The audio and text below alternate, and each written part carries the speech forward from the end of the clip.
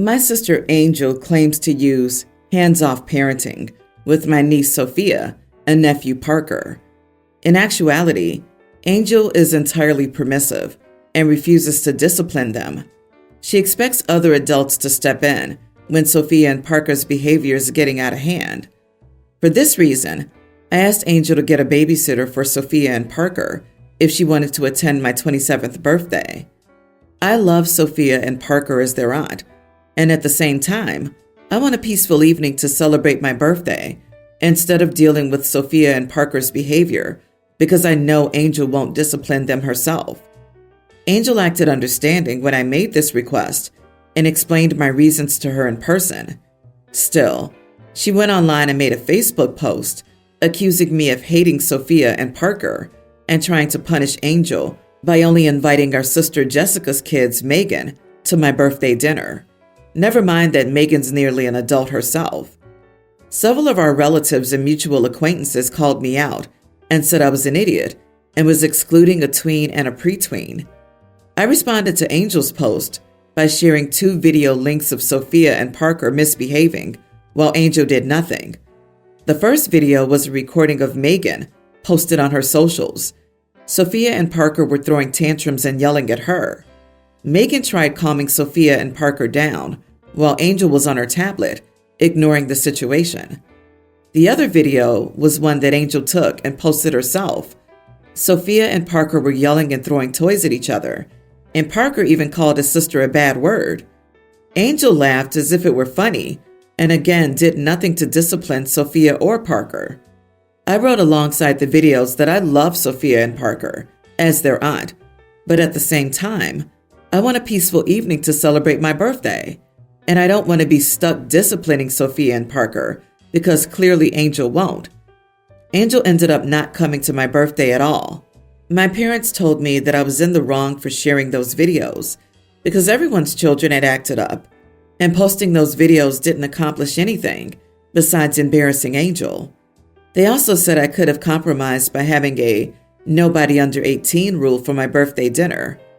Megan could not attend, but then Sophia and Parker wouldn't feel excluded. I don't see how that would be fair to myself or Megan. Am I the idiot for not wanting to make compromises for my birthday dinner? Not the idiot. Angel attempted to get social sympathy, and you smacked it right down. Good for you. Almost 100% of the time, hands-off parenting just means not parenting at all, which results in spoiled children who grow into adults who are at best useless to society, but more often, actually detrimental to society. Yeah, play stupid games and win stupid prizes. Also, she wanted to embarrass OP, and then when she was embarrassed, now it's a problem to link personal stuff she posted herself. Before you badmouth someone, ensure they don't have proof of what you're doing. Angel wasn't worried about embarrassing you or setting you up to be harassed by relatives, so I don't see why you should be concerned about her feelings when you're simply defending yourself from her false accusations and crap parenting. There will likely be more families following suit with Angel and her children in the future. The domino effect and whatnot. Hopefully, this altercation is giving her something to think about and maybe try some decent parenting. Next time, set a 16 and up rule for the next few years. If their behavior doesn't improve, the age limit can continue to increase. Pretty sure any of your relatives at the party are mighty relieved they weren't there either. Quick question. What will your parents' excuse be when the kids turn 18? Everyone's in for a rough time. My 29 male girlfriend, 30, had a baby 3 months ago. Immediately after getting home from the hospital, my girlfriend told me he would be my responsibility when I was home, since she'd have to put up with him all day. I was shocked, but reluctantly agreed after she told me she wouldn't be doing it if I was home, so I didn't have a choice. He's very fussy. He often needs to be held or rocked, and he rarely sleeps for more than an hour or two. I've been dealing with this for the last 3 months. I'd get off my job, I work construction, come home, and have to hold him so he doesn't cry, often while trying to deal with dinner. Then I wouldn't get to sleep till about midnight, since that's when he has to be fed to minimize his waking up in the night. Meanwhile, my girlfriend would just sit back and watch a show or make herself something. She started going to bed by 10 and sleeping in the guest room since the baby slept in our room. For the last few months, I've been getting maybe 2 or 3 hours of sleep a night, then going to work and doing a physically demanding job. I was pretty much living off of coffee, snacks, and energy drinks, then coming home and dealing with the baby all night. I'll admit, I wasn't taking very good care of myself. I started forgetting stuff, even eating, and my job performance was slipping. My girlfriend just told me that's what she deals with all day. So I guess I just felt bad and needed to keep stepping up. I collapsed at work on Thursday and woke up on the way to the hospital. The doctor told me I was exhausted and mildly dehydrated and told me to rest, stay home, and drink fluids for a week. Now my girlfriend is angry and saying I don't do anything. I'm not even working. I feel bad still since the baby is a lot of work, but at the same time, I was literally told to take it easy. I don't not do anything, but nowhere near as much as I was. I'll sit and hold the baby or feed him during the day, but I've started going to bed earlier and leaving her with him, or making her get up in the night. She keeps saying I'm not doing enough and calling me lazy. I'm pretty lost at this point. Am I the idiot? I can't say this any louder. Not the idiot. It's unsafe for you or the baby to continue as you are. You shouldn't be driving or on a job site. I'm saying that as someone in your field. Your girlfriend should be concerned, not angry. I imagine she's also tired, and I can't judge how her days are spent without hearing her side. But from your side, I know you need more rest and some help, or you'll get badly hurt. Wow, listen, I had a baby and I get it, but what your girlfriend is doing is wrong. You can't be expected to work a physically demanding job and then come home and keep going all night. No wonder you passed out. When I had my son, my husband would help me when he got home so I could relax. But I got up at night since he had to work. And on weekends, we split it so we could both rest. You're both going to be tired. That's life with a baby. But no way should either of you be exhausted to the point of being hospitalized. You need to sit down with her ASAP and work out a schedule where you both get to rest, not just her. I, 26 female, am allergic to a plant that lives in the state my husband, 29, and I have moved to. We aren't sure which plant yet, but are narrowing it down, kinda. My doctor has told me not to do any yard work whatsoever because I have an allergic reaction every time. Full body rash and swollen joints for like a week. Wearing gloves and protective clothes has not helped. My husband knows all of this. Yesterday he mowed and pressured me into helping him rake up grass and weeds. I didn't want to, and I mentioned that I could have an allergic reaction, but he said that he needed help and that I would be fine. Against my better judgment, I thought that if I just raked and didn't physically touch anything, I would be fine. I didn't want to refuse him when he insisted. Today I have a rash and a lot of swelling, and I feel like crap. I normally meal prep for the next week on Sundays. This morning I halfway threw myself some salads in Tupperware for next week and called it a day. I eat a lot of easy stuff that doesn't require cooking, so it's fine. My husband, on the other hand, eats like 15 pounds of meat a week, vegetables and sides. It usually takes me hours to cook his food, and it's very draining. I told him he needed to cook his food for the next week because I was too tired and my skin felt awful.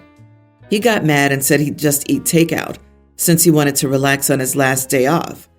So now I have to freeze all the meat so it doesn't go to waste. He only cooks once or twice a year.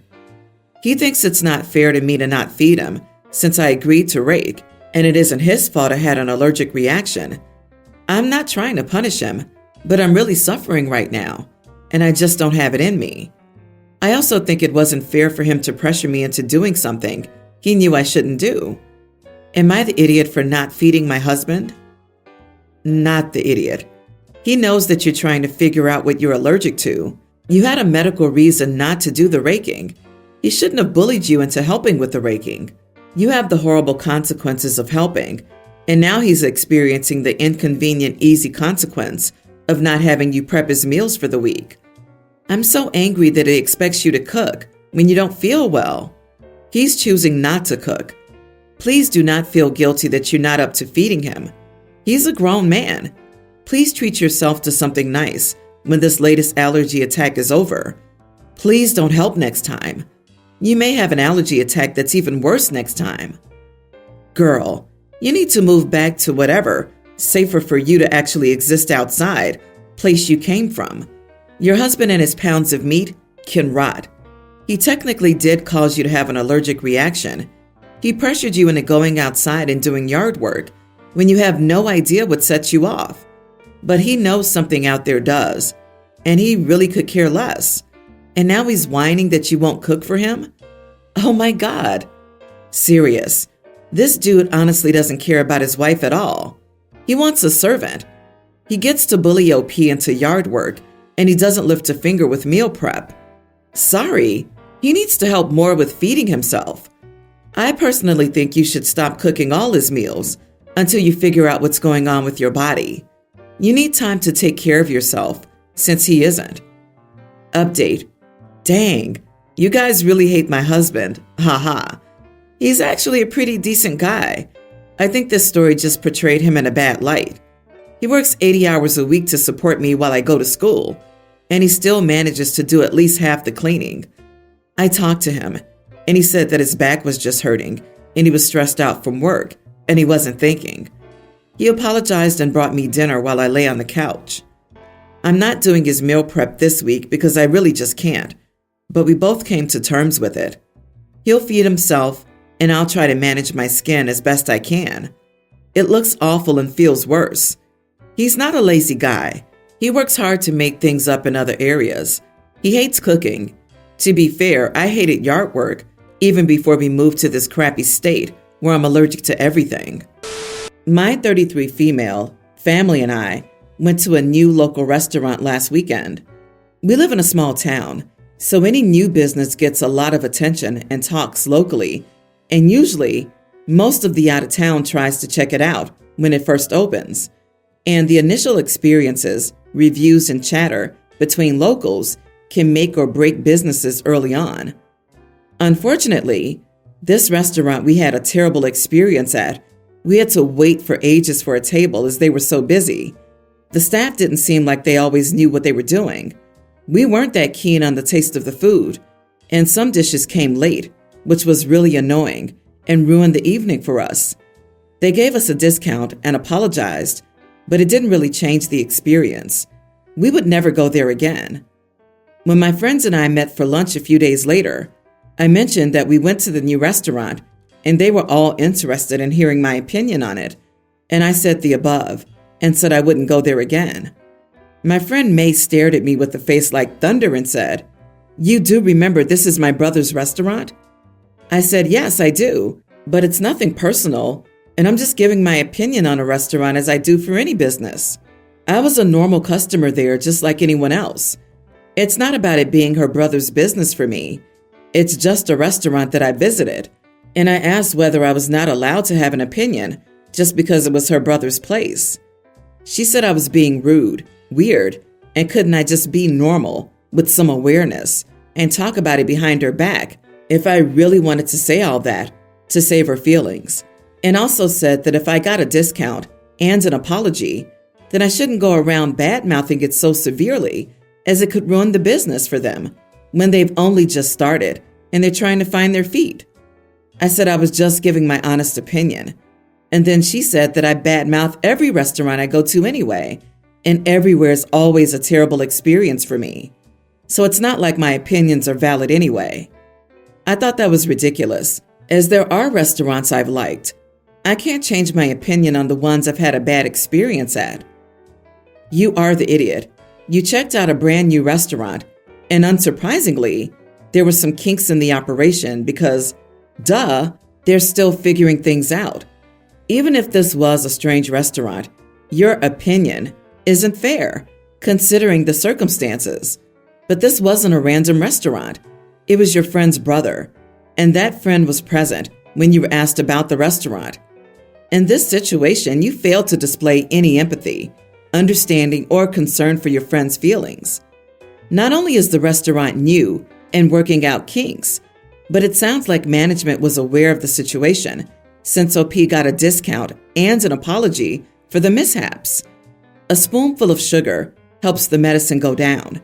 As Mary Poppins said, I think that says a lot about how this restaurant is being run. The way management addresses or doesn't address a mistake or unpleasant experience is usually the deciding factor for me on whether I'll eat at that place again. I also found it funny that one of their complaints was that it was too busy, so it took a long time to get a table. If I see a new place with a 3-hour wait, know what I do? Make a reservation. Like some people are just full of main character syndrome. Based on that and her friend calling her out for always complaining, I can tell exactly what type of person OP is. Not the idiot. So you're only allowed to have positive opinions about things? That kind of loses the point, no? May isn't an idiot here, but she definitely sucks for getting bent out of shape over fair and thoughtful criticism. Who gives a crap that it's your brother? And then you want OP to talk crap behind your back if he's gonna talk crap? Jesus, grow up. What are we, children? Here's an idea. Share the info with your brother to help him become aware so he can be aware of any problems and try and do something to fix the experience for all future customers. Take an opportunity when it comes your way. I, 33 female, have a preteen daughter, Jill, and my sister, 35, has my tween nephew, Nick, nephew Finn, tween, and my niece, Lily, pretween. My sister and I are usually very close. Both Jill and Nick are autistic. For her 8th birthday, Jill asked if she could have a party at our house because she's made friends at school this year, something she's had trouble with. I agreed, and she invited 10 of her classmates. She also asked if she could invite her cousins, and I agreed. She really only wanted Lily there, but she also wanted to invite Finn and Nick, so they didn't feel left out. Finn didn't come, but my sister forced Nick to come because he isn't usually invited to birthday parties and social gatherings. He arrived in a Jedi costume. It wasn't a themed party, and my sister said it was the only way he agreed to come. I told her I didn't have a problem with it. He spent the whole party pretending to be a Jedi. He interrogated a few of the other kids about being part of the Empire. Jill told me that she didn't like it, and I asked my sister if she could talk to him. She did, and he settled for a very brief period. But every time we would play a party game, he would take over by loudly drawing attention to himself. When we sang Happy Birthday, he caused a scene by throwing a tantrum by saying this party was stupid, and so was everyone here. Jill cried, and I asked my sister to take him home. She later called me and told me I was cruel for making him leave, and that I, of all people, should understand how much he struggles because I'm autistic, though diagnosed in adulthood. I told her I did understand, but that he had ruined Jill's first ever friend party, made the other kids upset at points by insulting them, and threw a tantrum when things weren't about him. I told her I know he struggles and doesn't understand, but so does Jill, and I have to look out for her, and that he won't be invited to future birthdays for a while. I feel very guilty, but I think I did the right thing. Am I the idiot? Not the idiot. Being autistic doesn't excuse this type of behavior. Your sister should have controlled and taken her son out to calm him down whenever he pulled a tantrum. She didn't, so he had to leave the party. And she, of all people, should understand how important this party was for Jill. As an autistic adult, the problem is the sister who forced her child to go to something he didn't want to go to, and obviously didn't want to stay at. She pushed it until it became a tantrum or meltdown on his part, and literally everyone involved was upset. Forcing him into interactions he doesn't want and isn't comfortable with is going to be the opposite of productive. Yep, the squeaky wheel gets the grease. The entire party shouldn't have to suffer because of one problem child. The actual problem should be fixed, and if the problem's mother won't fix it, then the only option you have is exclusion. You need to protect your daughter. This was not a family gathering. It was Jill's party. The party is for and about Jill. not an opportunity for her cousin to work on his social skills.